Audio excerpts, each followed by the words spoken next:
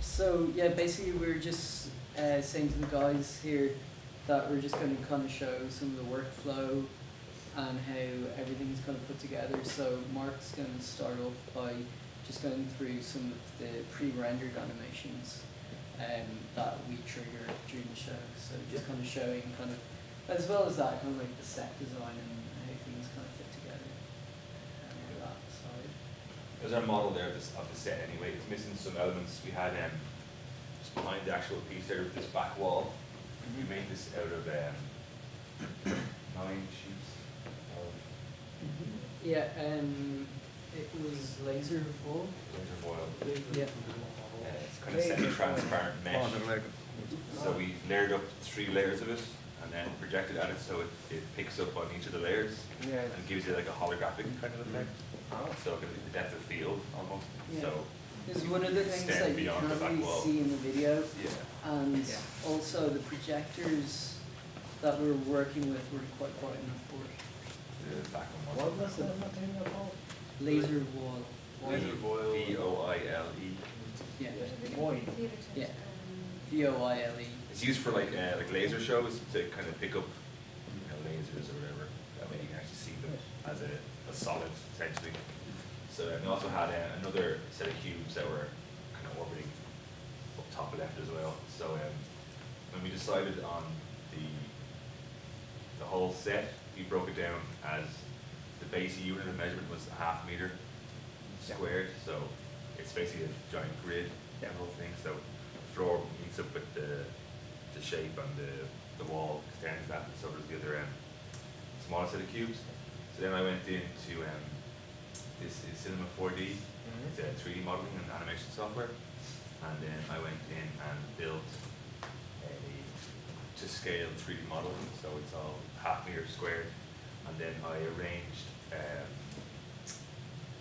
essentially it's 4 cameras, but it's for 3 projectors, so we kind of picked an angle that best defined how we would see each element from the perspective of the projector. So the floor projector was mounted from the ceiling facing down. The back wall was at the back of the auditorium, and then the projector for the shape itself was kind of 45 degrees and then up kind of 35 degrees. Yeah, kind of around there. Yeah. So I just kind of worked off speed some tech drawings of the actual theatre itself for heights and widths and stuff. So I kind of got a loose idea where I'd put the projector. So I put in a camera in 3D space, which gave me the kind of best average coverage for all the faces. Yeah. And then as you render it out, you can see you put in lights and on the faces there. But then we put lights in, you get shadows and that kind of stuff.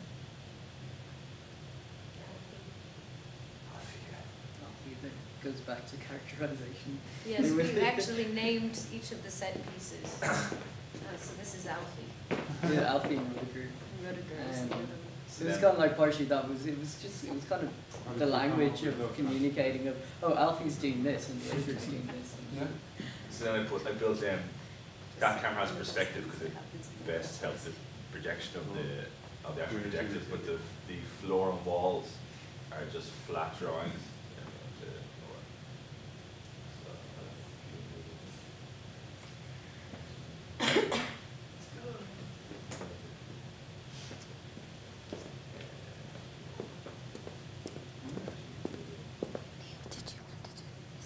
How many projections did you use? 3. There's 3 random off that makes rock triple head. Yeah. We have them over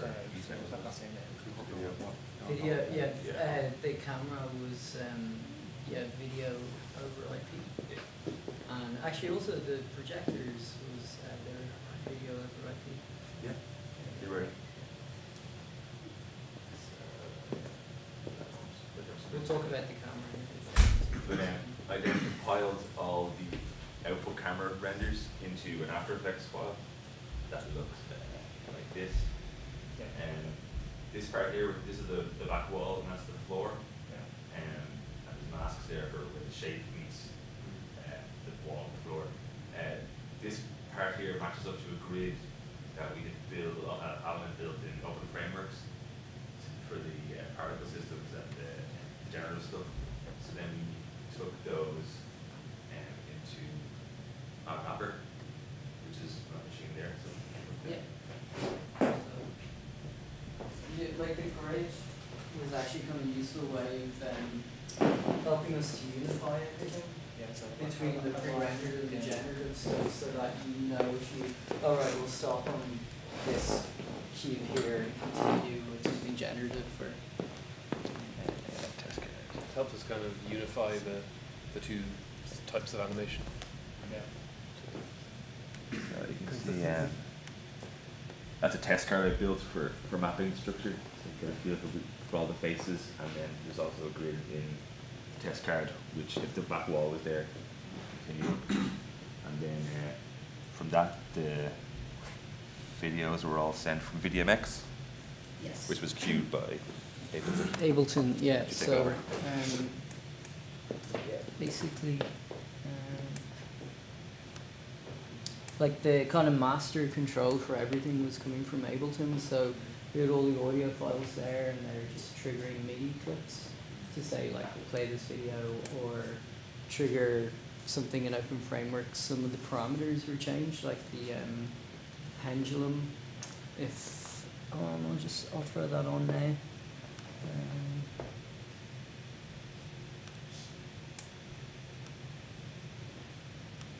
So we just have our individual scenes. You're probably familiar with that. So,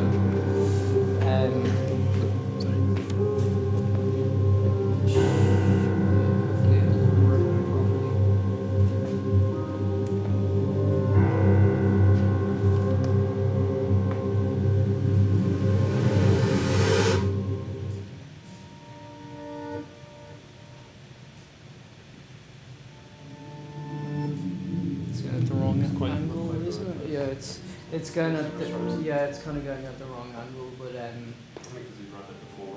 yeah, it's like from scratch. It needs to be kind of reset, so it's obviously starting at the wrong points.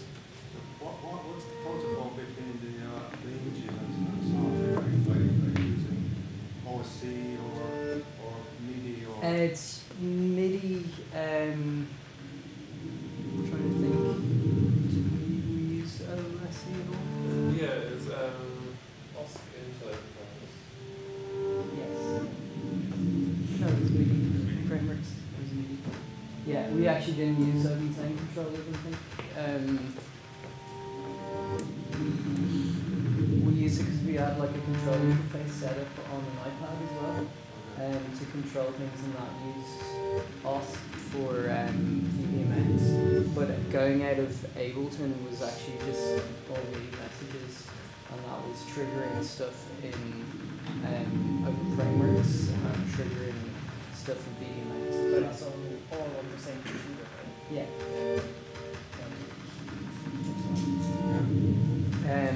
I mean, the thing, like, there was the main reason we didn't use OSC is because Ableton doesn't really natively support it. Like, there are ways of making it. And it's actually Max for Live. Yeah, there's got to workarounds for it.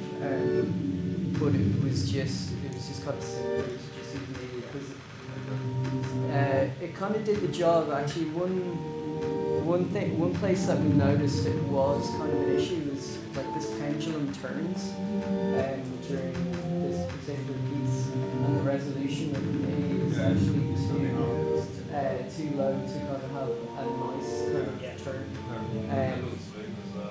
Yeah, so this, it's a little bit jerky. Yeah, so it's kind of like maybe go back, we would change that, but it just made sense at the time instead of using it. But yeah, there are obviously limitations with it. So that would be one of the scenes there. I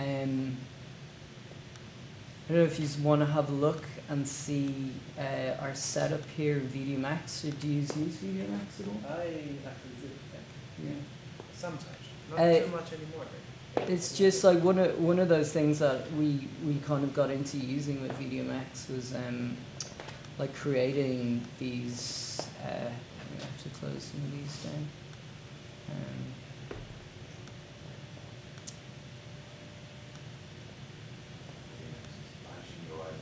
I know it's just it's VDMX is amazing and terrible all at the same time. Yeah. It's very frustrating to use, but it can do brilliant things. And it's just when you, like, we started building these like controllers for different different scenes, basically, you know. Yeah. So it's kind of like in the long term, like, I mean, we didn't finish this completely, but just in terms of actually building kind of some sort of UI for, you know, And why did working. you build it in VDMX and not in OpenFrame? And because this can control, it's kind of like it Yeah, the interfaces video with clips. everything. Yeah. Controls video clips, controls Yeah. other frameworks, and it's actually reasonably easy to build these kind of things. Yeah. And then, like I was saying before, if you want to publish it as a touch off template, you just have it right there, so you don't have to go and build that again. Yeah. You know, so it's quite useful. I'll see if I can see something. We've got our pendulum.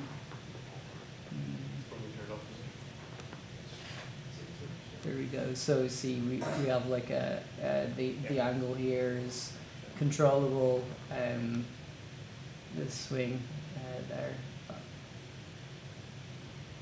that kind of thing. So it's just there's a lot of potential to use it. It's a really useful tool. Can you control all these sliders also externally? Yeah. Yeah. Via media? Yeah. That's what they're doing from live, right? Yeah, we're the controlling live. controlling it through live. Yeah. Because of the Um, media. Yeah. You just sign a MIDI controller. Exactly. Yeah. Is VDMX open source or is it paid license? It's paid. Yeah, it's about. It's permanent beta. It's been in beta for about 5 years. It's still beta. Yeah. But it's. I think it's €300. You normally get it for $200. Sorry, I don't know what it is in euros. $200. It's on sale like at least once or twice a year. Yeah. Cyber Monday. It is really good and it's very flexible. You can do a lot, but it doesn't look as consistent. And it's not intuitive, you know. So it's kind of like. Yeah, exactly. Like it just has things in weird places. The boxes disappear when you click somewhere else, and you're always looking for things. You know, that's what I find. Yeah. Sounds like something we should get for the No. Is it like the sort of the strength of it is you can build a custom interface for it, so you can basically just decide like how many media bins you're going to have and you know what kind of buttons you have. So it's like if you put in the effort, then the return is good. But yeah, it's just It's not plug and use it for laptops. yeah. I mean, if you can Very quickly. sort of see this here, like it's kind of pretty horrible looking. it's yeah. Beatbox started with this grid software.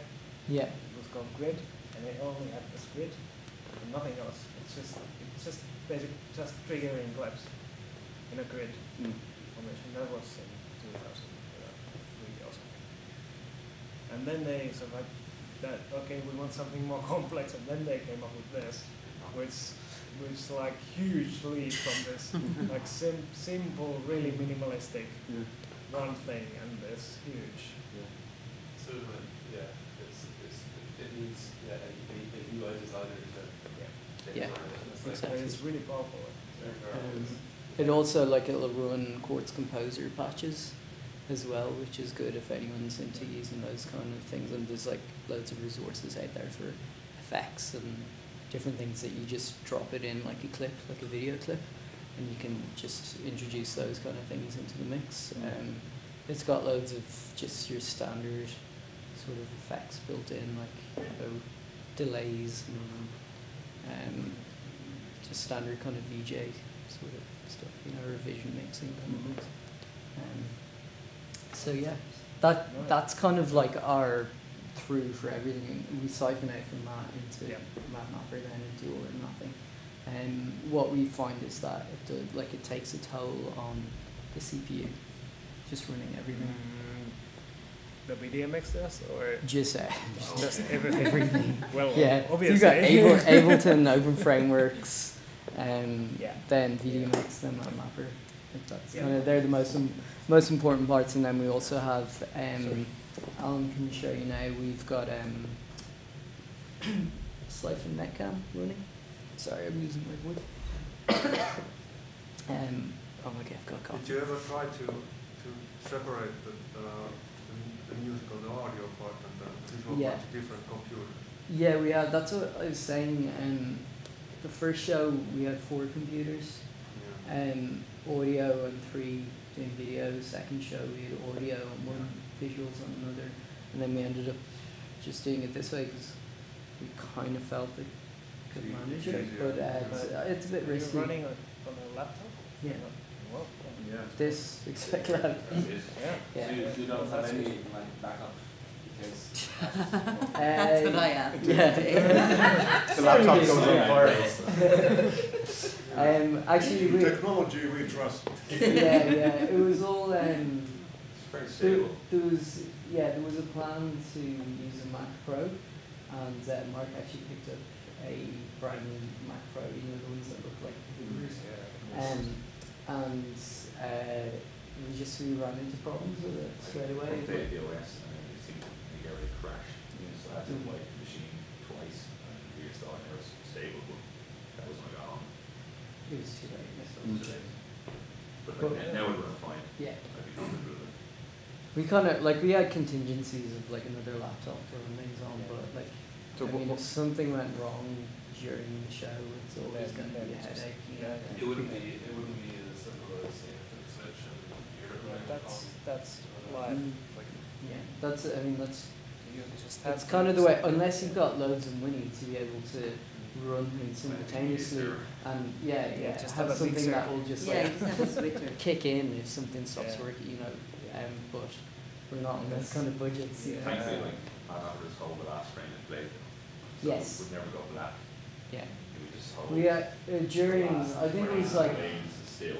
we did have a crash during the dress rehearsal, and it was, couldn't come in a better time.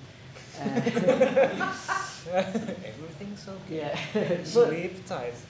like no one noticed because it held the last frame. If you did get another computer to back it up to buy an analog switcher, it wouldn't cost that much money. Yeah, It's a triple head, it's called. Yeah. It's also the camera input Yeah. to both machines. there's Now, there's a that- lot of stuff going on. Kind of. Yeah, it's sort of with so many. If you points divided on the- things out, like if you had, then you have more things to worry about. But if you had just one computer looking after the camera, maybe, you know, you could send that feed to like 2 different computers then, and then have the audio running on one computer. Then divide the visuals up between, say, like doing visuals for the set, for the floor, for the wall. Like, I mean, I don't know. The other thing It is. seems just an overkill.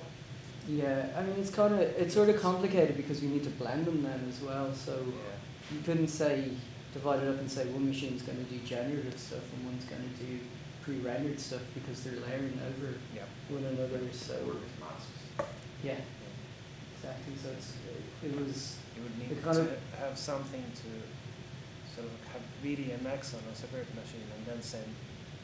You can put video into prevent Yeah. latency issues. Yeah, if possible. yeah. So it's like That's Video crosshairs and Spark Fuse. yeah, the VDI. yeah. Video and Video media mixer, mixer. but has built-in blend noise as well. oh, okay. So you could mix 2 different beats together. It gives you 3x, so. There are ways of doing it. There are, yeah. Yeah. But it still seems like you just have to build it so well that it doesn't crash. It's cheaper. That was quite, it was quite intensive, getting the workload to work. Yeah. Like, once we had all the elements separately working, it was kind of, it 3 or 4 days or kind of sort of mulling over what was the best way to say it. To link them all together in what order and that kind of stuff. So, And we kind of have stuff going on in like Yeah. VDMX, like we're using we were taking a feed from our infrared camera, and that wasn't in blob tracking, it was just the actual image coming in and using that as a mask within VideoMax and blending it, you know, so you know, like those kind of shadow effects and stuff like that. Different lenses at different points. Yeah. And yeah, they I fade think in, that's actually a really good idea. I'm thinking a little bit along the same lines, but I haven't really tried it yet. So I'm afraid of the performance issues because I'm not such a good coder, so my code tends to hog a lot of resources. So it's a little iffy. But I really like your setup here. Especially the thing that you can sort of like blend in the pre-rendered stuff really easily. Yeah. Because that's kind of hard to do in, for example, processing. Yeah. Just You need to create like a video player and then that's this just- with Video is quite a strange resolution as well. It's not yeah. like 16 by 9 or Yeah, 4 by 3. and it doesn't. It's just it doesn't really play as well from processing as it does from VDMX. Yeah. So that's a pretty nice idea. Is VideoMax only available on Mac or is it available on It is Mac, yeah, Yeah. it's Mac. Are you on Windows? I'm on whatever. You're on Yeah. whatever. Yeah. Touch design is really good as well. Yeah. Yeah. I really like that, but Cool. so Windows people. Checked it out when we bought VDMX. We got license for 3 computers for with educational discount. So it was $199. I think maybe we got something similar. Yeah. Yeah. I mean, I don't know if it's 3, it might be only 2. Definitely 2. Yeah, Probably I is think 3. maybe it's 3, yeah. I'm not sure how much you pay for it, but I think we might have gotten an educational discount because we were in college at the time. Just so you know, you can get an education discount whether you are in college or not. Huh? It's quite online. But I got Ableton that way. Huh? 10 for 10. Yeah, you just say, they don't usually. Are you in college? Yes. I had to scan my student card for something. did have to I do had that? to do it for something before, yeah, to send them, but that's easy to change. Yeah. Photoshop. Brilliant. Brilliant. Show us some more scenes. More. More scenes, let me see. Okay, I'm hoping stuff isn't, because it kind of has Yeah, I has can a, see this, a by the way. running order, you know, and I don't know if some This is stuff. like, I also like this demonstration thing. It's so nice to look at it. Oh, it's actually. It's Yeah, there, real world. then from Vimeo. So it's just nice to look at it because it's completely different thing when it's actually 3D. Yeah, it's hard to, it's hard to visualize. We've got our bounding box. Do you have I was going to say the opening sequence, which is quite nice. Yeah. Okay. The lines. The grid kind of thing. Floor, yeah. Yeah. Could you just shrink yourself and Yeah, go down? I'm just going to put my fingers in here.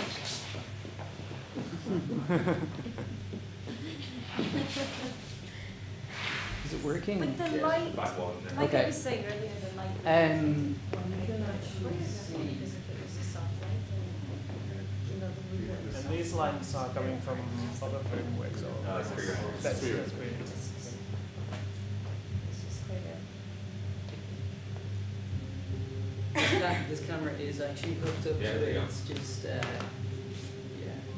you can see the blobs, sort of the dark patches changing. So, Yeah.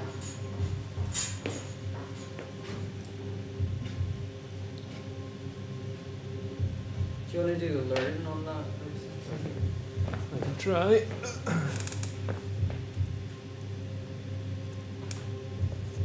There was gone. So at the beginning, this is the opening of the show, and the dancers were on the set when the audience came in. So they sort of very slowly melted off the set and started to dance with us. For your next presentation, build an app to playing the not on itself, but on a separate screen. Oh, So you yeah. can see it Yeah, side by real world side. then. Yeah. Okay. That would be really cool. Yeah, although, hang on. What's happening? I think the settings on Media Max This is for different the looking. for the mask is Again, quite you good. can choose. Yeah, they do. What can I draw? Draw. Way of presenting stuff.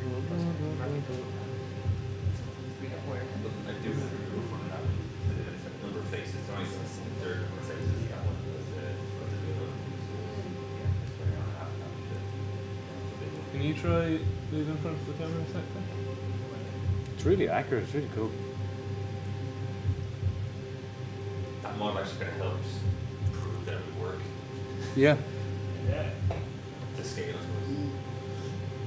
Who built the model? There it is. Cool. Cool. It got glued back together yesterday. Oh, you had to reassemble it, did you? Hmm? You had to reassemble it. It was No, flat. it's just it just got a bit damaged. Oh, right. Oh, there's. Okay. So that's seeing this. It's obviously it's not scaled properly. The NVIDIA Max, the effects aren't turned on for this, like the smoothing effects.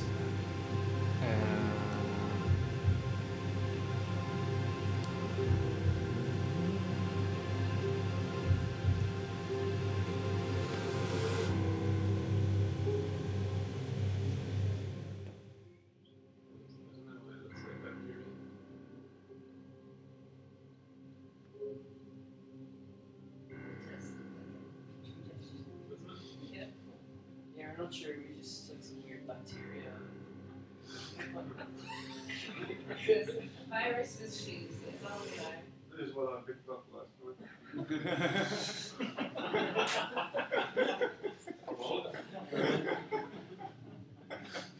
You know that is what we got, mate.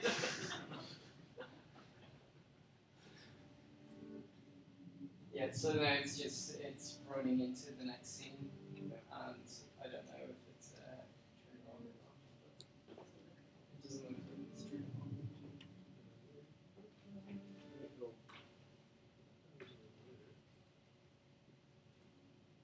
Yeah, it's this kind of thing. We sort of it's a bit of a knack, and maybe some of it's after frames. But like there's kind of a certain flow to it, so you kind of reset things in that room from the start. Because if something's turned on, the trigger can, if it comes at the wrong time, it can turn it off. You know, it's sort of like it's a toggle rather than an on. You know, and we have a few different rules. Yeah. That's really time consuming to go through all that. So what's the whole? Yeah, yeah, all the whole exactly. section. Yeah, yeah. Once you stop using the system as well for a couple of weeks, you forget Do all you your forget? work process Yeah. and you need to go through the whole thing again to remind you. Is this like done? Oh, no. Yeah, Yeah, no, that was the really satisfying, one of the great satisfying things of getting to put it up in Hong Kong is to be able to finally see, after all the work, I could see it in real time and then almost immediately recognize like, oh, there's that bit and there's that and there's the rubber bit. And How did you go home? we immediately started talking about, oh, what if we have a little more time with that and change that into, you know, and so it was like a first draft in a way of piece, and I think we did really well under all the time constrictions and everything else. But I can't wait to work on it some more. we have like maps to show it. Try. Yeah, we're going to see if we can maybe get to some festivals or just Europe or wherever, somewhere nice. And other than that, like, yeah, just trying to see what happens.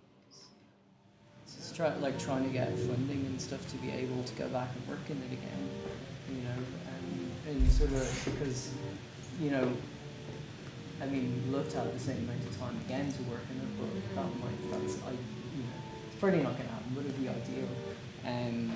But if we could get some time in a space to work on it and develop it further, you know.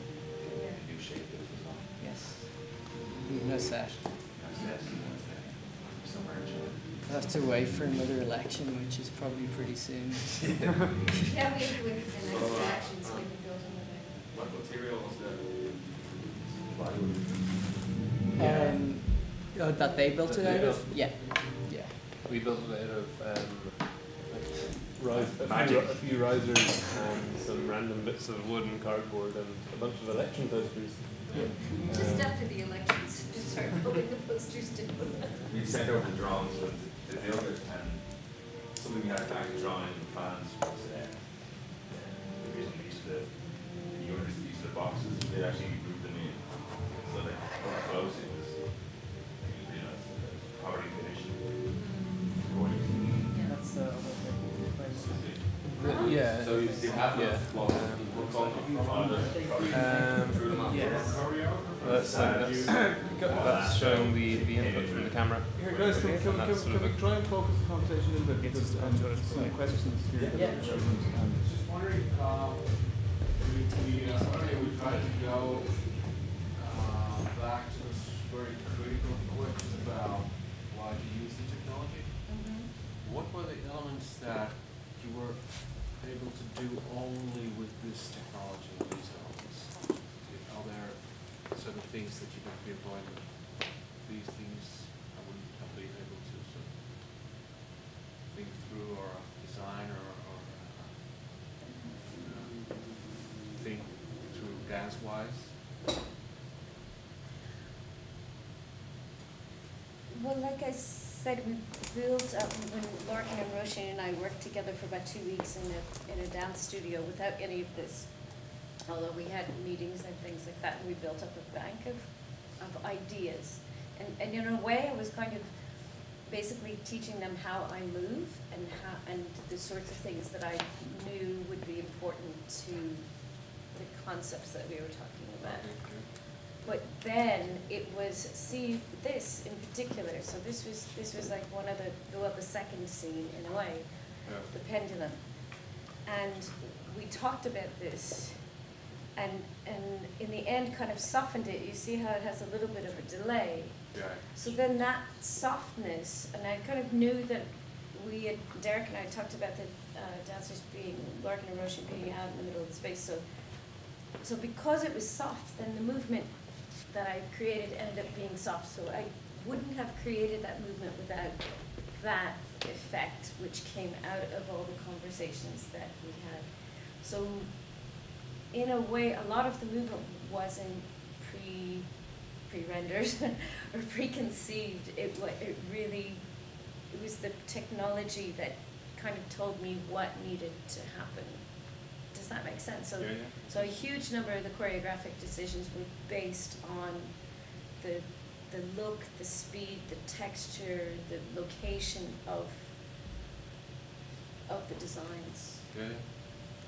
A huge number. There were only, like I was saying, that end duet and certain elements of Roisin's solo as well were kind of made into a sequence of repeatable steps, but nearly everything else, it was more that there were floor patterns that they had to fulfill, and a certain idea behind the choreography, but how they actually responded every night was slightly different.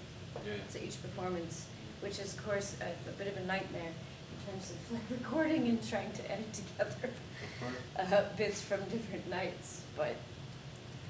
Do you find that this happens also with the more traditional ways of working, doing choreography?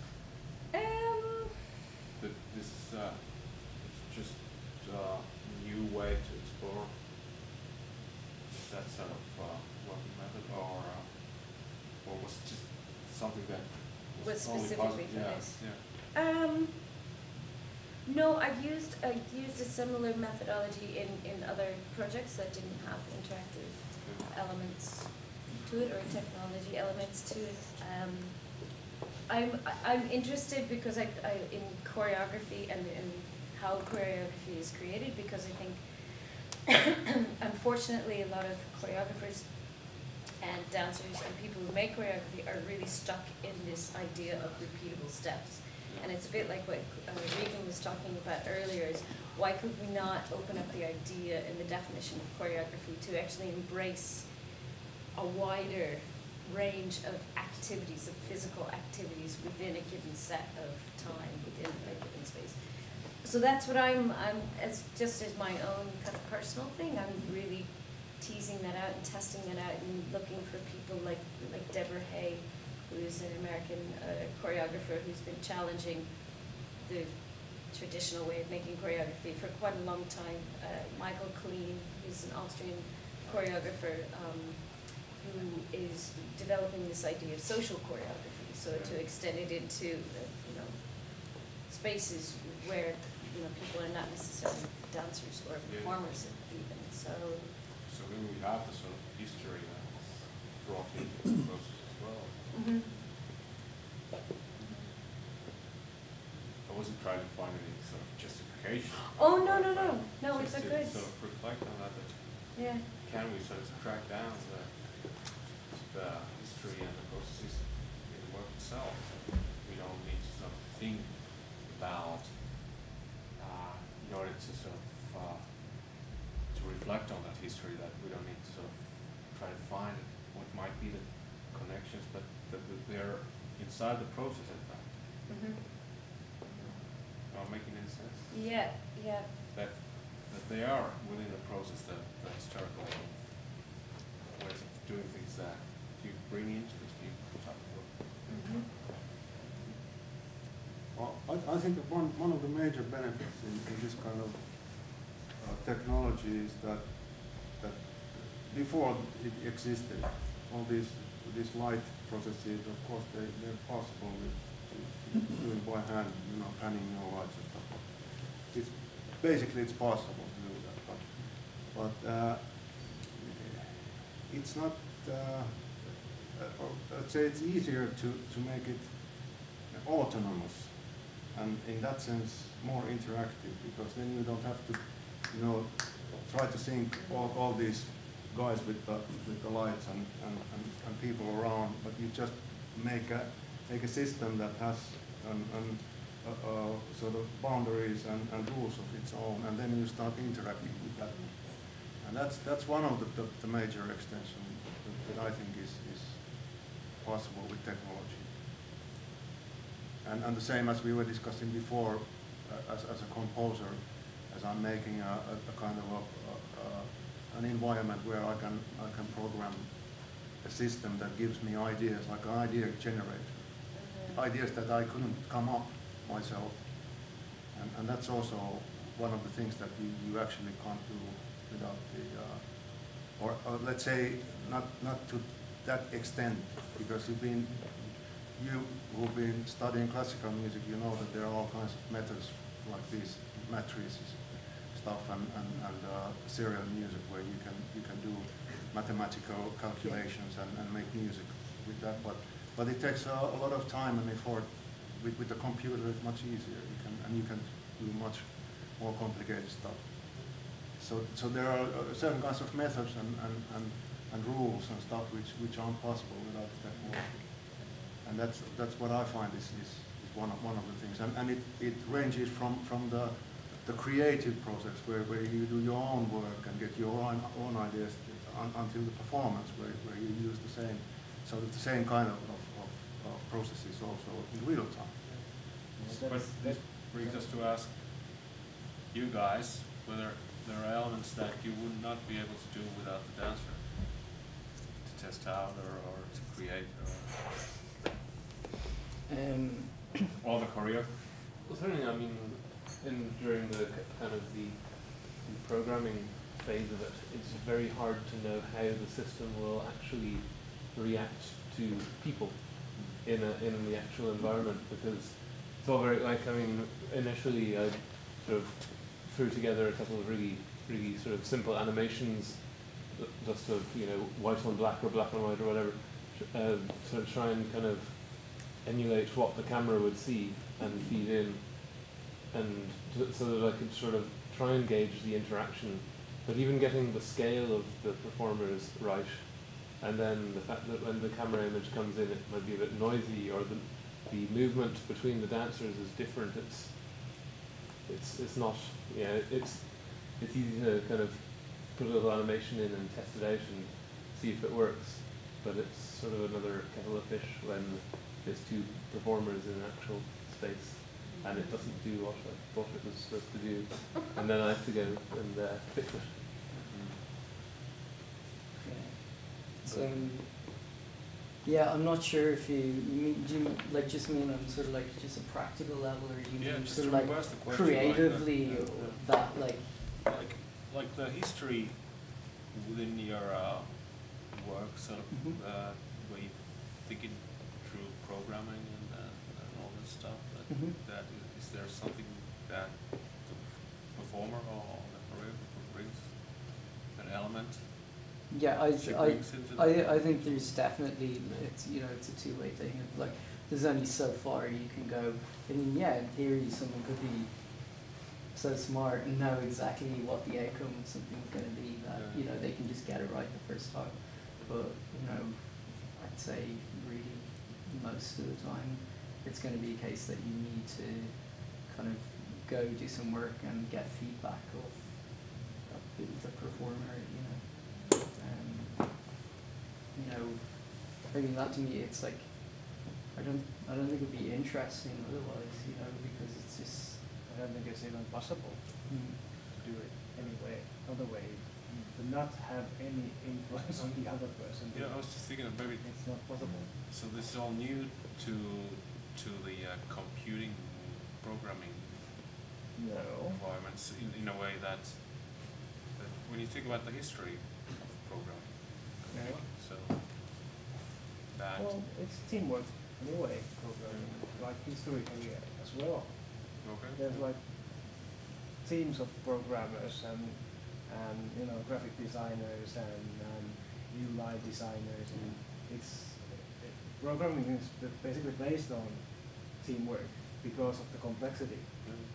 I think So as well, like it's sort of elements of what we're doing is kind of, you know, kind of comparable to sort of like user interface design Yeah, and stuff definitely. like that. And, you know, it's like some of the stuff we're looking at, you know, like Lemur, you know, the Yeah, Lemur yeah. controller, and like sort of looking at the kind of, you know, novel approaches they have to instruments, I suppose, or like performing, and sort of like, you know, just to trigger ideas and say, well, look, you know, look how these guys do So this, they're affects kind of this. a tailor-made instruments. You can Yeah. tailor them the way as you Yeah, want. yeah, So and you it's take sort of them. like, I mean, maybe, yeah, like a lot of it is, you know, it's quite basic, but it's kind of going in that direction of, You're getting in control the things that you need to control and build an interface for that. yeah, exactly, and it's just sort of like in certain ways, it's like the dancer is like, you know, is like, you know, the hand kind of thing operating some kind of instrument, you know, it's just sort of. Have you got to the point where you broke the linear chain, going from like everybody starting at the start, building, getting to know, moving through the choreography, back to the coder? Right? Have you broken that chain? Is it possible to start at the end or the middle and work out once? Do you see it possibly going that way? I mean, that's where you're into strange collaborations. I suppose we could, I mean, it really depends, again, like, for me, it's all about the concept and then mapping out the process by which you're gonna make something, because the process, most of the time for me, the process creates the structure. But this time around, because of how they work, how I work, and trying to find some way of communicating to each other for the first time, our first project together, we decided to make that storyboard and kind of really go from the first point to the last point.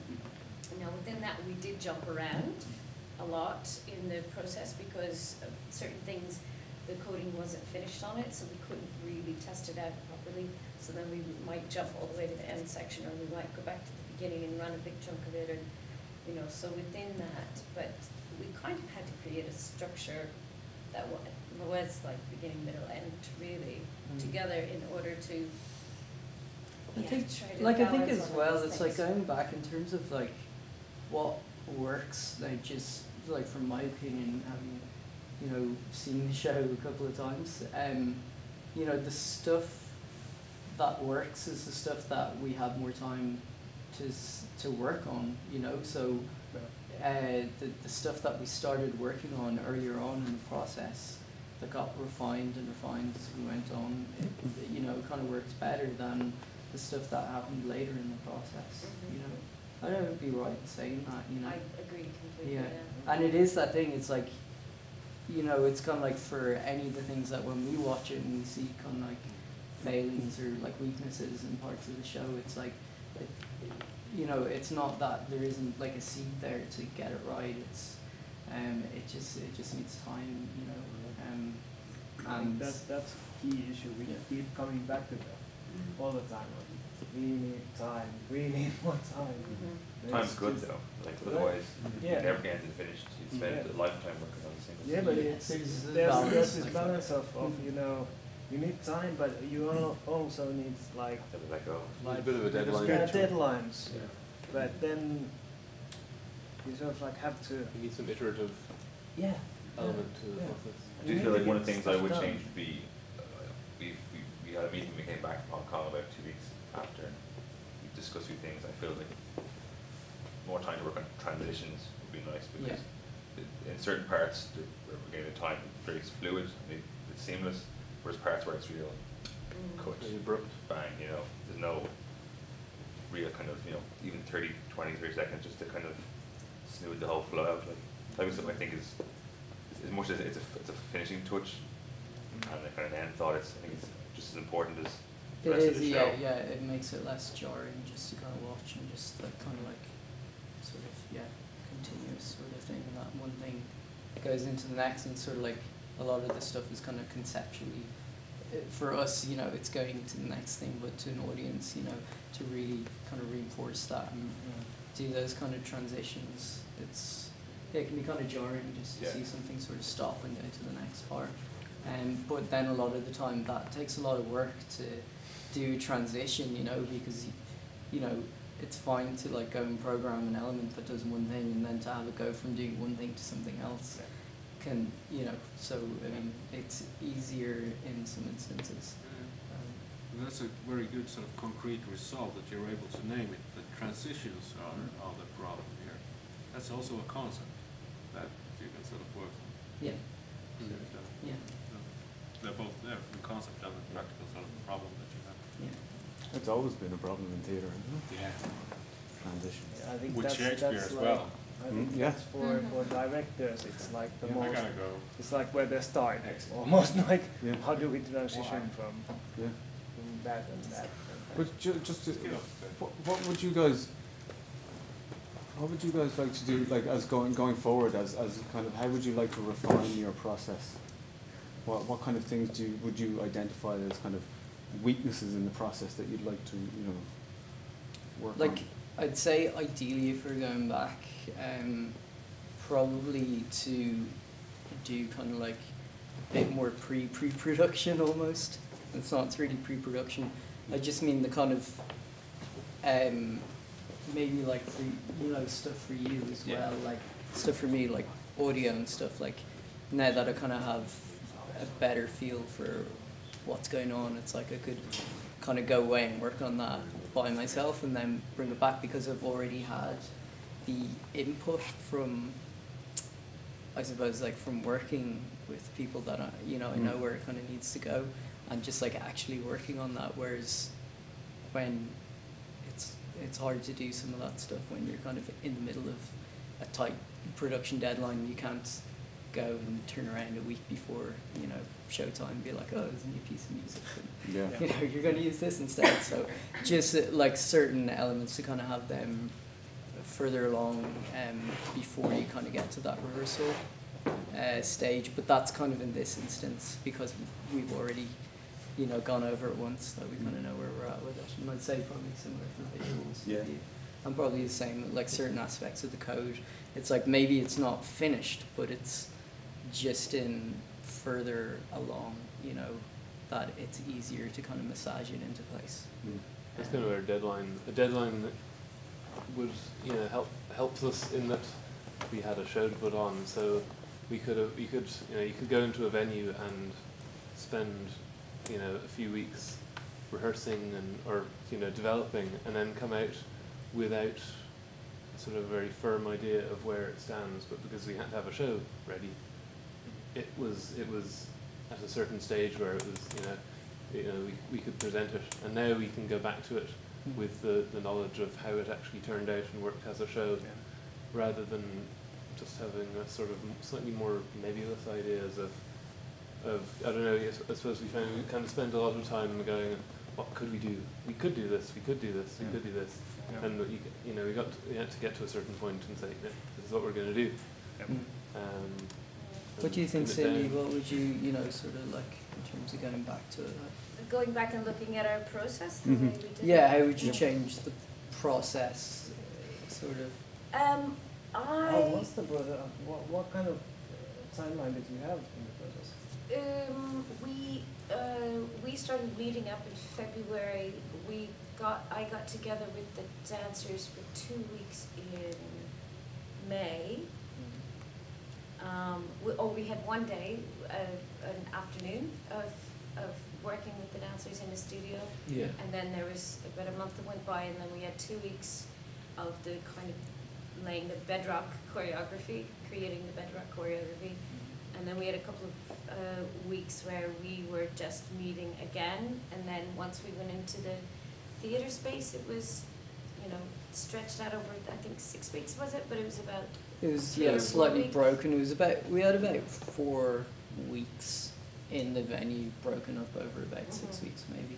Yeah, yeah. And we were, of course, like the dancers were working 10 to 5 or 6. But then sometimes if I was working just with Roshan on her solo or Lorcan, then maybe we could stretch it a bit longer. But you can only You didn't have the technology there when you created the choreography. the first 2 weeks. No, we didn't have any technology. We just. But then created- for like kind of the 6 week period. Oh no! we did For the last 4 weeks, yes, we worked in a theater space. So Then the other 2 weeks, you had 4 weeks with the dancers first, right? no, 2 weeks with the dancers, and then we had 4 weeks all of us together, Okay. plus about 3 or 4 other people Okay. programming in. Can we come back to the question Yeah, of Sure. the process? Yeah. Sorry. Oh, I haven't forgotten. Yeah, I haven't forgotten. No, I would have loved to, as you were saying, created some of the stuff a little bit earlier, more pre-production time, and to have set up a small lab space where we could try out some of these, and I would jump in there and try them out, and then I would get a much better idea of how some of these, because we didn't deviate all that far from what we had planned and what was out there. Pretty much everything that you guys made was just a matter of kind of tweaking it in certain ways. So I would have loved to have had a little bit of lab time on my own, then before I went to work with the dancers, and then again to go into the theater space. And considering the fact that also in the theater space that we were working in, the floor was cement. So we had to build the dance floor out of layers of carpet underlay, plastic packaging material, and cardboard. Then we laid a dance floor over the top of it, and actually had to tear it up at one point and put it back down. Yeah. You guys got really good at that dance floor. So these are also some of the things that you just don't even know about or you don't think about. They just sort of happen when you're in a process. But time, money. So really, time is really Crucial. I was just interested because we've been talking about at the center. We've been sort of like envisioning the ultimate way to kind of like rehearse and do this kind of stuff. Yeah. And we sort of like figured it out a little bit so that it would be kind of like workshop type of thing, so that there's pauses in between for work with technology, but it would always have some, so that it would start with everybody and just doing stuff and figuring out stuff, and then gradually having pauses and maybe having, instead of this 2 or 3 month period of practicing. Finland has this system that for the big houses it's 3 months for it. for pre-production. So it's 2 months rehearsals and 1 month of pre-production. And it's all laid sort of like back to back. So it's Right. 3 months back to back. Right. So we would like to break it up so that it's like half a year or something. Yeah, So yeah. that you have like 2 weeks first workshop, just figuring out the technology and having everybody there and just experimenting and then developing and coming back. Yeah, And I think, developing, I think then that, coming that back. sounds it probably is something that, like, we did talk about, that is that kind of, Yeah. because, like, definitely, like, the productivity had kind of gone down by the end because, you know, just from being fatigued and burned out from working on it You're for, doing that every day then. Yeah. Not having the, Yeah. doing the working day and then trying to. and then trying to do stuff at Yeah. night, Yeah. you know, and Yeah. like I was saying, you know, like, not sleeping an It's awful lot, not and so good. yeah, exactly. So, like, just to be able to say, right, I've got a day or two off, and then we can go work, concentrate on, like, all the, you know, all the notes that we've made, all the loose ends, and, like, go and like, you know, fix things, and then go back into the space with you guys, and then, you know, at the same time, you guys are less frustrated because stuff is closer to working, or like Yeah. working the way it should be, you know, and you aren't kind of hanging about, you know. And you need time just to digest. Yes, I think Yeah. I think you're It's very like- right. Yeah. If you just go into production and then just ready, done, it's then you sort of like in a month or two when you come back to it and see it again, you're like, why did I do that? Yeah. Because you haven't had the time to You sort of don't, like you don't just have the pull back luxury of saying, and- actually, we made a bit of a mistake there, and Yeah. we shouldn't do that, Yeah. we should do something just else. to You need to reflect on it. It is Yeah. hard to see Yeah. from a distance. I the took brain it. just needs a little bit of time to sort of Taking like it, tap it. Yeah. come down a bit. But then there's a real kind of logistical It is. issue there, It because is.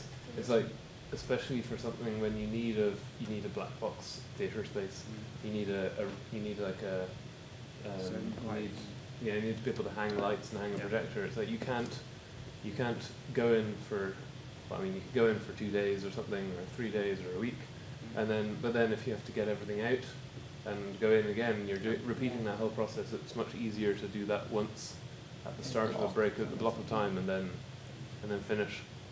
But yeah, But it you can- definitely make a lot of sense to drag that out a little bit over. Yeah. So So I you have, can like, sort of like figure out what is it you want to try out, and try out without. You can try out stuff like in a space like this, even though you would be using a huge Yeah. stadium-sized thing. So you can sort of like try I think out. as well, like, one of the things which we did actually start doing by the end was you can record the performances, like the Yeah. infrared video, and then you could play it back Yeah. and work with, you know, say something like this, you can work on it at home and sort of visualize it a bit better Yeah. about, you know, how it's going to be. Now, that's not necessarily a benefit to you in the sense that, you know, Yeah, and it's back and it's forth. but just like for You could be replaced. for It kind of breaks the interactivity though, because Yeah. It because the does. whole point is Yeah. that the dancers It's good for are refining, you know. are sort of learning from the technology, and the technology we're learning from the dancers. So if we go away with some sample video, even if it's, I mean, like initially I was saying, like, it was like, you know, made little animations in After Effects, but then we had recorded footage, recorded infrared footage, but it's still not the same, because I can change things, but these guys don't know what Yeah. I'm doing. Yeah. But it's useful for just you know, visual aid for Yeah, recording. yeah. And for coming back, I've done that as well. So like getting the dance data, kind of like to go home with me, and then just have the time to sort of like watch it again and in detail, and then come back and discuss about it. Because I'm not a dancer and I'm not a choreographer, so I need a little bit of more time to just to understand what's happening in the movement. Yeah. Because I don't really speak that language of choreography. And there's But I can understand it, considerations. but I just need Yeah. more repetitions, and so I start to Yeah. see the And that was patterns happening. Yeah. and I start to sort of like understand it. Yeah. But it's hard for me when it's happening there, and I can't pause it, and I can't rewind it, and I can't watch it again. So Well, there's certain what if we- considerations, yeah. like from a moving human body on the stage. There's certain times of day which is good to work on certain types of things, and other times of the day where it's better, you know, where you have more energy or you have more focus. And so, you know, that also kind of came into the mix of like, well, we really need to work on this duet. Well, the best time to do that, because they're throwing each other around and they're jumping and they're rolling, the best time is in the morning, and definitely before lunch, before you've eaten anything. You know, it's just like sometimes some other decisions come down to those really very, very practical things of what the human body can actually handle and what times of the day are best to. But these, you know, he didn't know that until I went, hold on, it's like, we can't do that. No, it's gotta happen. So there's all kinds of other, you know, every day it was just this ongoing dialogue of like, what can we do best? What's the most urgent thing to take care of? And how long do we predict maybe it's gonna take to figure it out? And then, even then, you know, it's like another day or two or something. Yeah, you always guess. I mean, it's never as quick as you think it's going to be, or, you know, it's just like, I don't know, just willful thinking, hoping that something will take it, you know, 2 to 3 hours, and it's going to take also a day. personal preference, because people work in different ways. Yes. I hope you guys still have energy and money to do something together again, because it will become easier when you sort of like get to know each other a little bit better. Yeah, Of course. You start to understand, for example, your movement style, because Yeah. it's just, you just have to sort of like get to know the person a Mm. little bit more, and it becomes easier Yeah. every time. Sure, yeah, the whole process of collaboration is another layer besides It's a the huge, conceptual yeah. and, you know, learning the technology and all the practical things. It's like, that's a whole other layer that's floating at the same time as everything else we're trying to be worked out. I thought it was kind of great when we did a workshop before, and the dancers were there, and they were like, oh, that's how it works. You know, it's kind of interesting that they're just like still learning little things about it that, you know, they can understand why something did that, or, Yeah. you know. Well, so it's it's the just, first time they'd seen it. Because normally From they were, that side, yeah, because exactly. otherwise previously they were in it. Yep. So when they We got actually started- talked about that as well. That's a whole issue as well. What about the practical reality of the compromise? You know, we're ambitious, we have these ideas we want up there on stage, but the clock ticks and we got to cut off. What's your get out of jail card, or what's your strategy for bringing the thing to closure and making the deadline? Having a director. Well, I think, like, I don't know, I mean, did we get lucky? I think, like, we definitely had to make a few changes as we went along and cut a few bits and bring it in, but I mean, kind of when this opportunity came along, we just tried to make an educated guess on, you know, what kind of resources do we need. And he said, like, we don't want to do it for the sake of doing it, which would be great, but,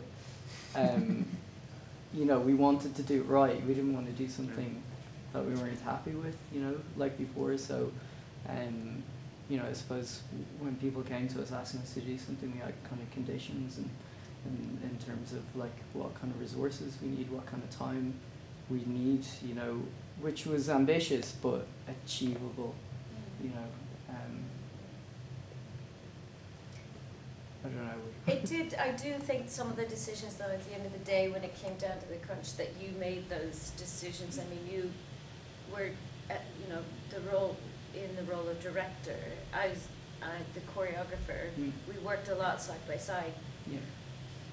But at the end of the day, there was like one person. And you know, as much as I love collaboration and cooperation and creating, you know, equal hierarchies, for me, it does come back to that. If there's at the end, when it really comes down to the crunch, it's kind of one person making a decision going, it's not going to happen.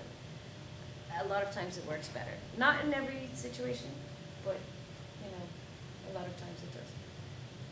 Those are kind of like instances of asking, you know, sort of there was almost like a little bit at the end that we were going to do, and you know, it just kind of came to that Oh, yeah. point where we were just like, no, we just don't have the time to do that, you know. Yeah. That's actually an interesting question, because I mean, you always tend to think about it that if you're, let's say if you're a writer or if you're a painter, and you do everything by yourself, there's not a group doing your artwork, and when you have to work with other artists together, and everybody has their own views and their own ways of doing things, and you have to put everything together, and then by whom is it made? Are the rules made that what we're going to follow? And that's always a big question in a group. Well, everything is a negotiation. Yeah, and that, So yes, it has to be a collective decision, because then otherwise there are lots of people that are unhappy, and it's just work for them, because the ideal situation is that everybody can put their best knowledge and best abilities and work together, but it's not always that easy. No. And then, like you said, in the end there has to be one person that makes the decision, because there are going to be situations that people are definitely, they have different ideas, and they try to keep their ideas. And then there just has to be someone that says no. I think it can be one person for different ideas. Sure. You know, and like it can be one person making that decision for something, and then another person making that decision for something else. Yeah, well, it might be, yes, but in the end, I've experienced quite a few of those situations, and sometimes it's like, even if you're not that familiar with that section or the thing that they're doing, there are other things that demand that there has to be a decision, and it might not be in the favor of that section, and you still have to make the decision because of the time or the money or of the space or whatever, and it just has to be made, because otherwise it's not going to be ready. The show isn't going to be ready before the deadline, and that's a big question. I think it's a I don't know. It's difficult, of course, but what I found it's necessary. You have to have. A situation where Cindy was like, you know, adamant that she needed to work on something that it was, you know, imperative for the project, and then Derek would say, well, we need to do this because it's more important, but then it actually was, you know, then that would be, no, not That happened. But yeah, what I mean, like there's stuff, but like. But then that's like compromising, isn't it, then, where somebody says, no, I really need this, like I really do need this, I really think that this is important for this, you know. It's probably a trust thing as well, though. Yeah, exactly. exactly. I think That's it is a goal, trust thing, and knowing that, Yeah. you know, Cindy isn't going to go and like, oh, we really No. need it just because she No. really wants to do something that we all kind of had our, you know, our sights set on, like kind of like the end. Yeah. You've all got the same objective. Yeah, exactly. Like, and it wasn't about like I want my bit or No. you know, that kind of thing. Yeah. But we're in a quite a unique situation where we have not to set up the art science primary, but like it is there. Like I mean, there is computer programming, which is computer science, and there's the language of choreography and theatre meeting together pretty much for the first time, within reason. You know, I'd like, obviously you could say, oh yeah, well, you know, back in the, you know, 100 years hence, there's been like, you know, we've had to wait for sets to be built and stuff like that. Yes, that's true. But there is, I mean, there's people coming from like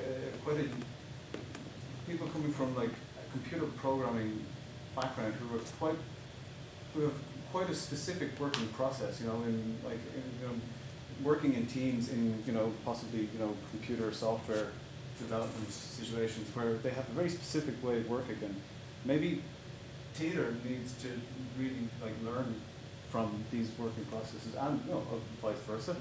But it seems to me that there needs to be a new process, or you know, at least a new method. Yeah.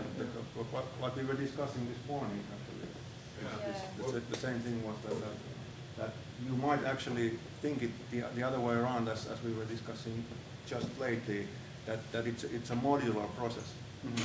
That if you start planning something and then you start working individually and developing things, then you get back together and develop the things together and find new ideas, and then individually again and so forth.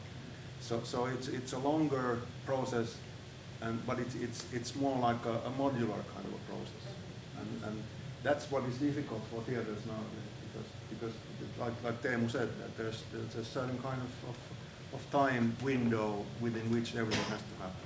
Mm-hmm. And instead of being like 3 months, it could be like 1.5 years, but you could have simultaneous projects going on at the same time because they're modular. Mm-hmm. That might be one solution for that. That is how a lot of theaters are. Well, actually, yes, but they're overlap within these 3 month periods. No, I mean, it's a lot of you do them in stages. It's like middle do like even open rehearsal and then like 6 months later come back to it and then. Yeah, that's happening. That's Yeah. like, yeah, and that's I think part of the reason is also technology and Yeah, or it doesn't really have to be technology. It can be anything that needs more thought. Yeah. There's It's just there's a this thinking philosophical as well. So. conflict there, and I think it's not to oversimplify it, but computer science driven by binary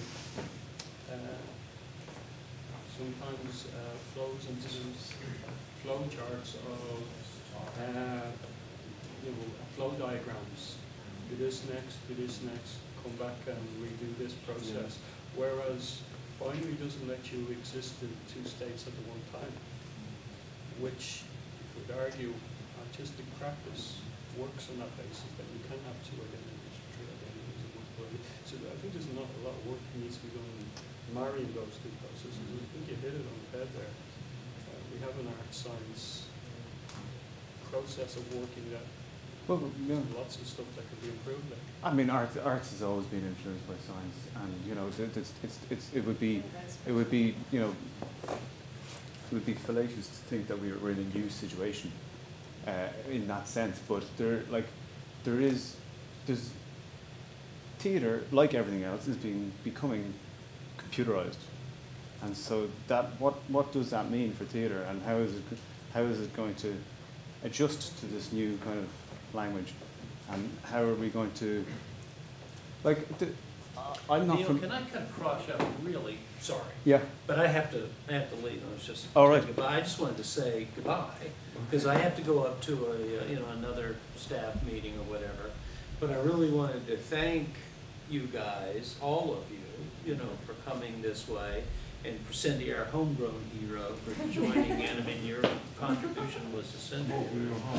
Yeah, but that's also true for the Mida Spaces guys. It's really great. And when I heard you guys had deficit resources at times, ATRL is here for negotiation if there are things that come up, and we often have a staffing and technical deficit. So there may be a way of talking about what we have here and what you guys are doing. But to University of Tampere, we couldn't thank you enough, Jaakko and Ilka and Teemu and Matthias. Mm-hmm. Thank you guys very much for coming by. I really got a lot out of it, really learned a lot, and have a safe journey back up. A big massive thanks to Matthew for making this available to us. That's actually should go to Neil. Neil's the one who's really done it. I have to tell you a small story that which is one of the reasons that it's been really great to have you here in the discussions. I had this idea once when Matthew was my PhD supervisor that I thought I had this good argument that existence is struggle because being is ceaseless. That being doesn't cease to be. And I went to see him with that argument in one of our sessions, and I was trying to make that point to Matthew, and Matthew was like, well, yeah, I'm happy to exist. It's not a struggle for me. I was like, yeah, but my argument is that X is just a struggle because of the seasons and years. Yeah, but I'm happy. So I kind of, there was no argument there. So, and I'm quite happy that you were with us here, sort of making those difficult questions and bringing up those difficult things that we... If I have one function in this world is to be provocative. Yeah. And I actually don't like it. I mean, there's where I'm not. It's like, how does this happen? I should just... Yeah. Okay, well, give me a hug. I gotta run. Thank you so much. Bye-bye, guys. Again, brilliant work. I just love your instruments and the sounds that we heard. It was all really fabulous. Okay. Thank you. Take care now.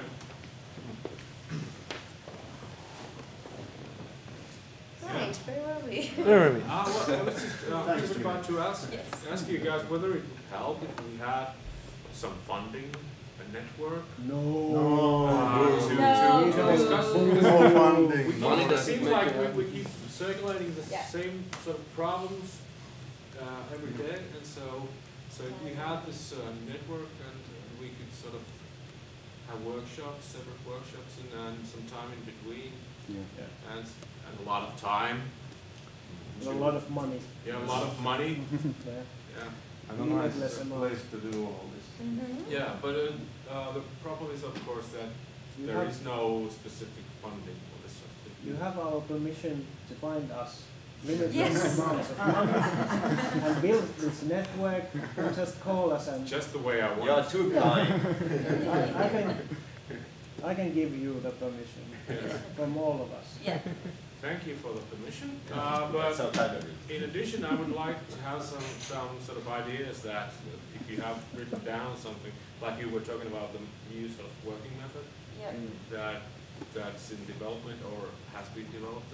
If we have some sort of We have some guidelines. Mika is actually the one who's sort of like been thinking about it most. In this production pipeline type of thing. But it could be applied here as well, but it's like just a thought. Yeah, no, I agree completely. I think I really like processes that extend over quite a long period of time that you can take away, and you're always working on it on some level. It's sort of cooking away, and particularly when you're having to learn new physical things, it takes time for that to actually sink into your body, because you can get it in an intellectual way, or maybe just on a body, physical level. But sometimes those two processes take time to really match up. So it's the longer you have to work on something. I think that's a really interesting reflection that has come out of this. Is this idea of just spacing the project out and not be in such a hurry to finish it, and to as we were saying, like to modularize the project into time frames, and to give yourself that space for reflection on what has been done and where to go next. I think it's I think to try and make whatever the process is, have some kind of make it lucrative. That it's like there might not be the end to it, but there's something that's like open rehearsals, or I don't know, some way of kind of making it so that it's staged, but it's still you're putting on a show, but it's just something about it. But I think there's also the question of how many productions you have to make. I mean, is it better to make a few productions quite seldom and really concentrating to the process and make them as well as you can, or make a production every second month? But I think the important thing is to be making something. And so whatever way you can find to do that, isn't that? I mean, this is not like a question that hasn't come up in other meetings, This is time and money. Oh, I've never heard that before. But I think it's even more difficult with the technology because it's really time consuming. Without the technology, it still is rather like, let's say, symphony orchestra. When they play the traditional music, it's like 1 week. Yeah, but he's writing it, and how long does that take? Yeah, well, exactly. That's Do you know what what I mean? Like the whole process doesn't Yes. start from when they start rehearsing. Yes. Somebody's had to write that. Yeah, and they rehearse by themselves also. I mean, if there's a new piece, they rehearse at home. Every musician rehearse their own parts at home, and then they come together and play together. Yeah, So but if you're talking about the very start of the process, which the coding would be like somebody writing, scoring that music, and that could take like a year. Exactly, years. but it's the same. But this, when you combine technology into it, it's like you make, like me for example, I make the composition, and then I have to also make the programming part. It's not only composition, but it's programming, and then I have to understand what Teemu is doing with the visuals. I have to have a knowledge, and try to learn that also. And then if there's a dancer, I have to know what she's doing and what she wants to do. So I have to gain a lot of different kinds of knowledge. Yeah. It's not just, of course, I mean, composing is relatively straightforward because I've been doing that all my life. But now I have to comprehend all kinds of other things also, which make it really different. I've learned music and to record myself. I have to learn how to be a sound engineer. And Exactly. I have to like produce, and so there are always different levels depending on how much you want to do with that. Exactly. So But that's why I think that in my opinion it's better to do you know, a few productions than try to, you know, do a lot of productions. But this yeah, but if you this could still, that's still manageable. But I wouldn't say something on next week, you know, and just whatever you can throw together. I'm talking about like properly scheduled, like with, you know, a timeline. Well, exactly. That you have large gaps, but it's like Sure. you know that you're only going to get to a certain amount with the first thing, and then the second thing is going to be more advanced, and then maybe the third is going to be the final. So this is precisely why if there is some dodgy drug money within the EU that we can use for this sort of purpose, to have a network, we would need sort of a good argumentation, sort of good evidence, like from Cindy, from a choreographer's point of view, from artist groups or groups of creative people like Mida Spaces and individual artists and academic partners and research units and whatever. We need sort of evidence why we would need this sort of network and what sort of, how does it help us? I think it's Proper plan, like, you know, years. Yeah. And budgets. Yeah. And everything. Well, this is kind of what I was getting at with you know, what can theatre learn from the corporation, or you know, wherever these softwares are developed and wherever these hordes of programmers work in teams. It's like there's very rigorous, structured project management going on there, and you know how these working processes are now feeding into theatre. So how can theatre evolve to accommodate that? Yeah. You know? Servicing. I mean, we all work on these individual projects in isolation, but there's probably byproducts of your process there. That maybe there's 6 projects now that would look to access this with them. Okay, and they would teach through it with something else. And I think that's that which we can offer Europe and European money. Yeah. The benefit of, you know, this college industry artists, getting access to this stuff. Yeah. You know, put your 18 months research and if that has to have payback for you and service you in some way, you know, with it become a corporation. I have an idea.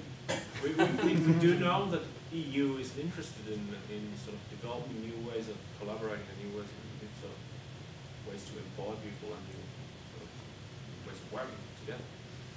So there is an interest, but we need to make a really sort of strong argument why this sort of collaboration is needed. And we need your expertise for that. Okay. And there needs to be cross-border cooperation, right? Of course. That's one of the key issues. And you need, I think, for these Horizon 2020 applications, you need at least 3 international countries involved in it.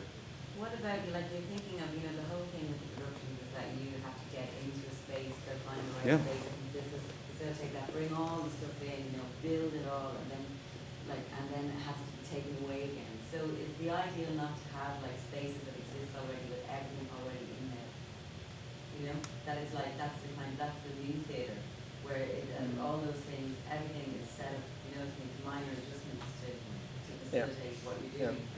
So then it's like, it's load in, load out, it's not going to be this massive, you know, money sucking and also time consuming, arduous process. You know, it's just oh yeah, we're doing that, getting out in the next slide. So that those things in the future obviously have to be. Yeah. So there's actually a project that's been going on in the northern countries, is this stage without limits. Yeah. And which is without borders. Facilitate all that, yeah. Yes, because there are theaters. No, but it's like this. It's always it seems to be in these kind of places, you know, where it's for research and for workshops. It's not open. It's not a public thing. Yeah. So it actually, you should bring it to regular theater. Yeah, but see, the thing is, no, not regular theaters. Specifically built theaters for that purpose. You know, they're not regular theaters. They don't do regular theater. They do this. But we need to erase the word That's more theatre. difficult, I Well, think. yeah. Theatre is not. Yeah, so then. No. Yeah. Funding wise, Well, absolutely. creative arts, Creative creative industry, much better. Yeah, so Centre for Creative Arts or whatever it is Yeah. that you want to call it. Generative Yeah. arts. But I also industry. think there is something about educating the people who have the existing spaces where Nah, performances forget happen. about that. Sorry, that's no. That's all cynic talking. No, but you say cynical. Well, it's like to say like Oh, I I'm going know. to go into Trinity now and I'm going to get some funding for us. I know. Okay, I'll be back to you in a few minutes. I'm going to change everything of this I know. this institution that's been built up over like decades or whatever. Yeah, It doesn't. yeah. It's, But you know, it's that will come when it needs the to only come. difficult thing here is that where do you get the funding for these specialized I theaters? don't know. Where do you get the funding for these Because, special because, centers? because, you know, building theaters is Same place. is a big Same place. Drug money. Huh? It's drug money. The Drug same. money. Yeah. Oh, the camera was still With on. the home That's it, the whole run. selling it. I'll do some work on that. Oh, we got some business ideas. Now we're rolling. Yeah, but anyway, this is what Section I would downs like and to drugs. see in the future. Something that I would very much sort of enjoy, try to build up. Yeah. That's the idea for that is kind of like the map lab thing. Yeah. So in Utrecht in the Netherlands they have this map lab which is media and performance lab. So they have this space that's kind of like this new space. Yeah. It's based on, Yeah. it's kind of like this, but Yeah. it has all the equipment there. Mhm. So people can come in Yeah. and just do their stuff and And go out. pre-production or is it open to shows? It's kind of like research. Okay. See, but that's what's annoying actually, or what Yeah. I find annoying is that it's always like research is like, let's hide away here. Yeah. Nobody knows what's going on. We're doing something down Yeah. here. You know, Yeah. it shouldn't- But shouldn't be that way. it could be that, but kind of like upgraded to actual stuff, Yeah, and why not can't- just yeah. researchery. Why can't you Right. say that your research has a transparency to it, or it has a public Yeah. performance Yeah. element to the research, so it doesn't. Yes, it could be. That's the thing. It's like it's open rehearsals or Yeah. whatever. Yeah. And that is a way then, like things will follow on from that because people will become more common. It won't be this unknown thing. What are they doing in the ATRL? Why I think that there should always be a practical outcome in the Yeah. research also. It's Yeah. not just only research, but it's a Totally. project Yes. which includes research. Yeah. And that would be a nice idea to start Which is developing. actually Yeah. the project is the research. Yeah. And so what And then you can write the books about the process afterwards. Yeah. But once you're doing the research, it's for the project to be able to do the project. I mean, that would be a great idea. Then you could implement it into universities or whatnot institutions. And that's another sort of a magic word within the EU right now, education, Yeah. which we don't have to call it education, we can call it training, just to bring more expertise into this flow in this area. And so, but the thing is that sort of dream I have a dream. is sort of EU-wise. It's sort of No, it's private then, so it's not. Is that what you mean? Like where it gets from something like that? I was just trying to sort of figure out the sort of logic or the rationale here that he wants this strong research impact, Mm-hmm. and research is guided by money. Yeah. So it all comes down to money. Yeah. That's a very good point, and a very important word you just used, training. Yeah. Because it just so happens that the Minister for Education in this country came out only about a week ago, or maybe 2 weeks ago, saying we need to put more money into the sciences and less money into arts and humanities. Young people should not study arts and humanities because there's no future in that. So if you call it Very good. anything other than training, if you call it training, it sounds like science rather than, you know. Well, So I it just, didn't yeah, realise that that. just reminded me. I didn't So hear that. From our perspective, I yes, didn't- she came out saying, trying to get a career in the arts, please parents, dissuade your children from studying the arts. It leads nowhere, but we have That's to not new. make more focus. I know, Well, but that's to make the- a huge the- But they public don't have statement, like all like- that, yeah. That's the outcome of like two major centre-right parties running this country. Yeah, yeah, Yeah. Let's yeah. shut And down it's- the that's- museums that's and the burn the history. books and everything Yeah. else. Yeah. Yeah. Like Well, there's nothing for us. you know the centre right in this country owns 70% of the vote, no matter what. Like, so this country is just and there's always been that attitude. I mean, there's always been that attitude. I know towards it's, the but it's always been kind of floating under the surface. I was just really surprised. It was the Yeah, they're first brave time enough that to it was bring it out. absolutely like right Well, there. But you in know, it's front all of over it. Europe. It's just- Same problem, it's all over Europe. Yeah. What about If you see what Spain has done and what the Netherlands have done, Yeah, and I mean, it's all Denmark? Denmark. Yeah, that's a very good example. Just kill all humanities. Yeah. What's happened in Denmark? Well, they basically, they have killed humanities. With a new funding scheme. The Vikings, it's a headshot. So we're looking at history repeating itself, are we? Yeah, well, yeah. It generally does though. Yeah. But how about the cultural influence that Ireland has globally? Oh, they So- love to go on about that. You should see the politicians when they go abroad. But that's- They are parading out all the stars. We are the place of scholars and Riverdance. poets Yeah. and They the all river like dance her. and Bono and look at how fabulous. Because Ireland is one of those countries that You no know. matter where you go in this world, everybody knows Irish culture. Nobody knows Finnish culture, but Yes, but that's what, like I said, they're parading the kind of stars. But what's actually happening here is a different story. Yeah, totally. Yeah, it's. So they're really trying to cut the legs out from a huge number of arts But it's programs. a beautiful facade. It is. It's nice. We're It has all its- friendly, it's nice got people. sparkly appreciate jazz hands on culture. both Dream, sides. dream. Yeah. Stuff With the leprechauns and little birds Yeah. and All whatnot. putting, science and technology subjects, but not even pure. It's all very applied. Applied science. Applied like the sort of STEM subjects like science, technology, engineering, and mathematics. Yeah. But no one seems to have any patience for blue skies research. Everybody wants a product. Yeah. Everyone wants something marketable. Yeah, it's and market product is a oriented, serious yeah, problem and that's for, true. for science subjects as well.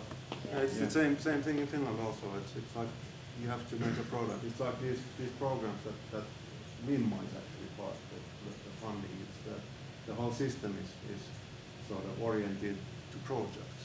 Yeah. You have to have companies and you have to have research parties and the outcome is supposed to be a product that is feasible and you can sell it and get money. And patenting. They're obsessed with patenting. It's just like, how can this be patented? Patented.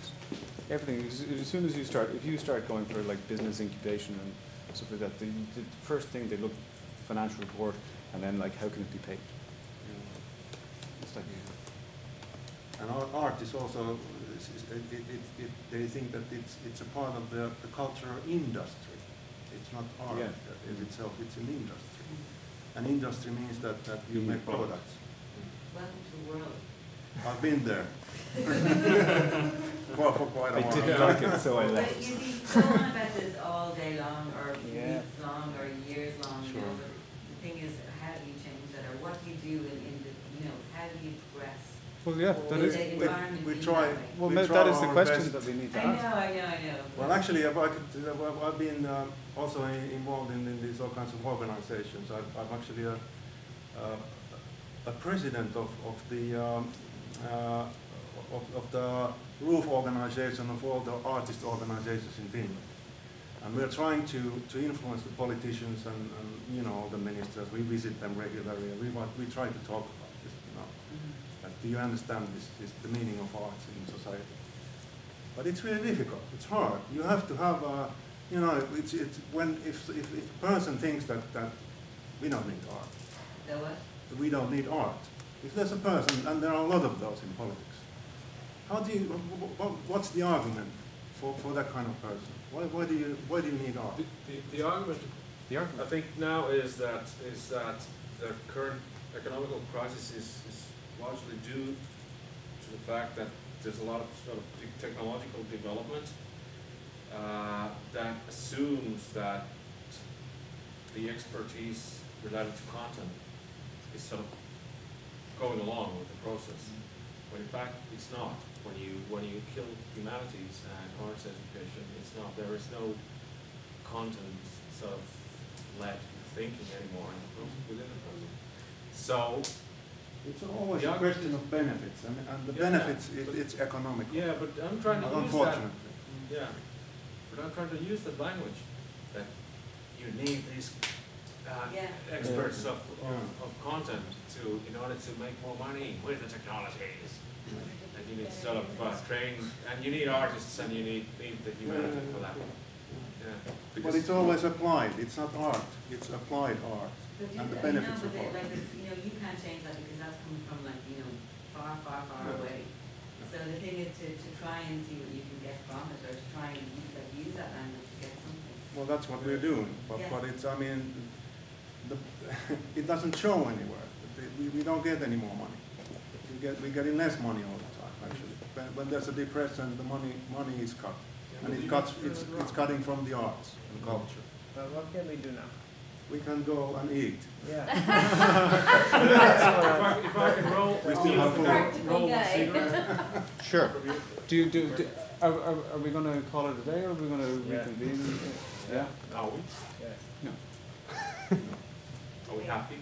Okay. We know it's That's a big question. political, it's economical, and it's urgent. I think so. Yeah. So that's the outcome. I'm a better person now. Anyway, so. Oh, yeah, I'm definitely a better person. I'm hungry, so I'm definitely a better person. No, I just want to encourage to keep the conversation going. Yeah.